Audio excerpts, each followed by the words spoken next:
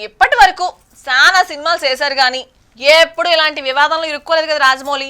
అసలు ఇప్పుడు ఎందుకు ఇలాగైందంటావు? చూడమ్మా, కాంట్రవర్సీలు కావాలని ఎవ్వరు చేయరు, ఆటోమేటిక్గా అయిపోతాయి అంతే. అసలు రాజమౌళి సంగతేమో గానీ మా ఆర్జీవి అయితే మాత్రం కావాలని క్రియేట్ చేస్తాడు అబ్బాయి. మనోడి క్రియేటివిటీ అలాంటిది మరి. అయినా మన ఫీలింగ్స్ చెప్తే అది తప్పెట్టవుద్దమ్మా. ఏం ఈ దేశంలో మన ఫీలింగ్స్ చెప్పుకునే స్వేచ్ఛ లేదా? ఏందబ్బాయి పెద్ద పెద్ద డైలాగులు చెప్పేస్తున్నావు. ఇవన్నీ వినేసి నీకు రాజమౌళి ఏమన్నా సినిమాలో ఛాన్స్ ఇచ్చేస్తాడని అనుకుంటున్నావేమో. అట్ట కాదమ్మా, నా లోపల ఉండే ఫీలింగ్స్ చెప్పడం తప్పెట్టవుద్దు అంటున్నా. నీ ఫీలింగ్స్ చెప్పుకో అబ్బాయి, తప్పులేదు. కాకపోతే దానికి కూడా ఓ విధానం ఉంటది, సరేనా?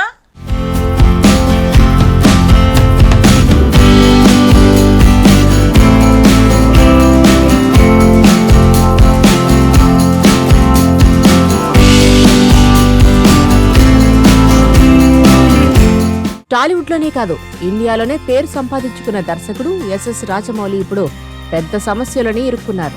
జనరల్ గా కాంట్రవర్సీలకు దూరంగా ఉంటారు. ఎప్పుడూ తన సినిమాలతోనే వార్తల్లో నిలిచే ఆయన ఇప్పుడు తన వ్యక్తిగత విశ్వాసాలపై చేసిన కామెంట్స్ తో పెద్ద దుమారాన్నే రేపారు. అంతేకాదు, ఈ వ్యాఖ్యల వల్ల చాలా తీవ్రంగా విమర్శలు ఎదుర్కొంటున్నారు రాజమౌళి. దేవుడిపై తనకు నమ్మకం లేదని చెప్పడం, దానికి తోడు గతంలో ఆయన చేసిన ఓ పాత ట్వీట్ ఇప్పుడు సోషల్ మీడియాలో దుమారం రేపుతుంది. ఇప్పుడు సోషల్ మీడియా అంతా దీనిపైనే చర్చ సాగుతుంది.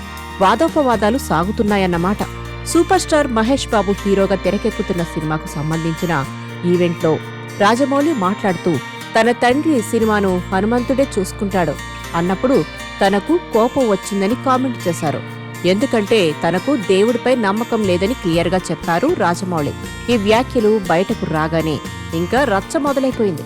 ఎవరి వ్యక్తిగత అభిప్రాయాలు వారివే అయినా రాజమౌళి నోటి నుంచి వచ్చిన మాటలను జనాల్లో చాలా మంది యాక్సెప్ట్ చేయలేకపోతున్నారు.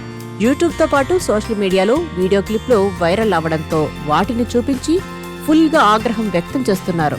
ఇదే టైంలో 2011లో రాజమౌళి చేసిన ఓ పాత ట్వీట్ను నెటిజన్లు వైరల్ చేస్తున్నారు.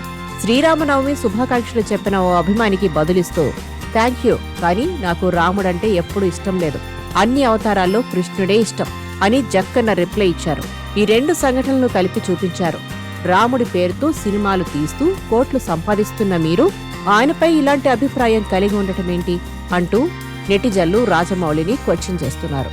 దీంతో ఈ అంశం ప్రస్తుతం తీవ్ర చర్చనీయాంశంగా మారింది. మరి దీనిని కూడా ఒక రకమైన ప్రచారంగా అనేవాళ్లు కూడా ఉన్నారు.